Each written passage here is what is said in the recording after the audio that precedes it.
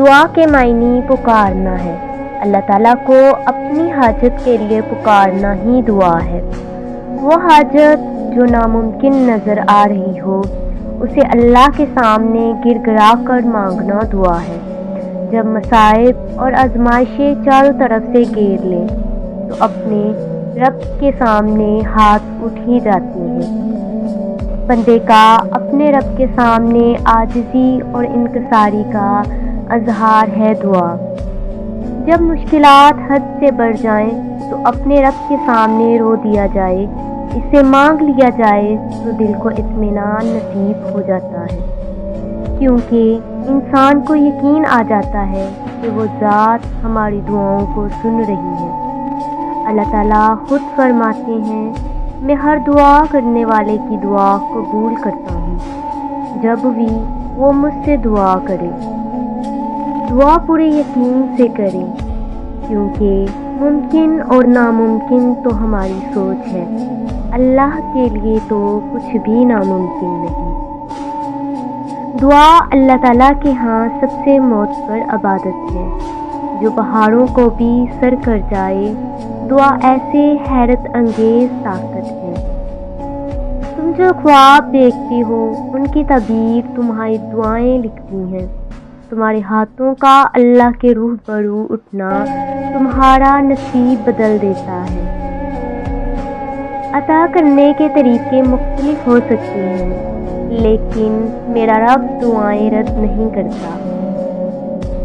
دعائیں ناممکن چیزوں کے لیے ہی تو ہیں، ایسی چیزیں جو تمہاری پہنچ سے باہر ہیں، ایسی چیزیں جو تمہارے مقدر نے تم سے چھین لی ہیں، ایسی چیزیں جن کے ملنے کی تمہیں کبھی بھی امید نہیں، ایسی چیزیں جن کے ہونے کا تم خواب بھی تصور نہیں کر سکتے، ایسی چیزیں جن کے مخالف ساری کائنات آ کر کھڑی ہو جائے، ایسی چیزیں جو تمہارے تخیل میں بھی نہ سما پائیں، ایسی چیزیں جنہیں مانگنے سے تمہاری عقل انکار کر دے، ایسی چیزیں جن کے رونما ہونے کا تمہیں احساس تک نہ ہو، ایسی چیزیں جن کو دیکھ کر تمہاری عقل دنگ رہ جائے، ایسی چیزیں جنہیں نہ کبھی کسی نے دیکھا ہو اور نہ سنا ہو، ایسی چیزیں جن کے تذکرے سے الفاظ بھی گھبرائیں، ایسی چیزیں جو تم سوچتے ہو کہ کبھی حقیقت نہیں بن سکتی،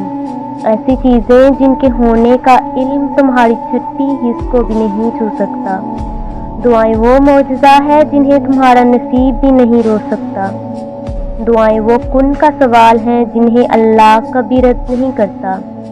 دعائیں تو پھر ان چیزوں کے لیے ہی ہیں جو دسترس سے نکل جاتی ہیں، بس ایک صدا کی بات ہوتی ہے اور ہر کھوئی ہوئی چیز واپس مل جاتی ہے۔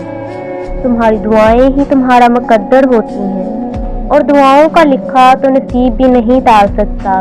جو بے جان کہانی ہے پھر سے جان پھونک سکتی ہے، وہ تمہاری دعائیں نہیں تو اور کیا ہے۔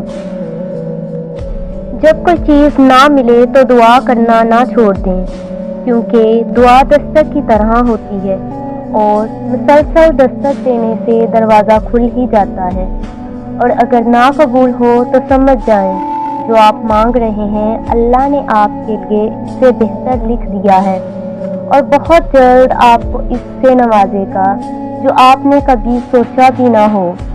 صبر رکھیں، بہتر نہیں بہترین ملے گا۔ دعا کا دامن کبھی نہ چھوڑیں۔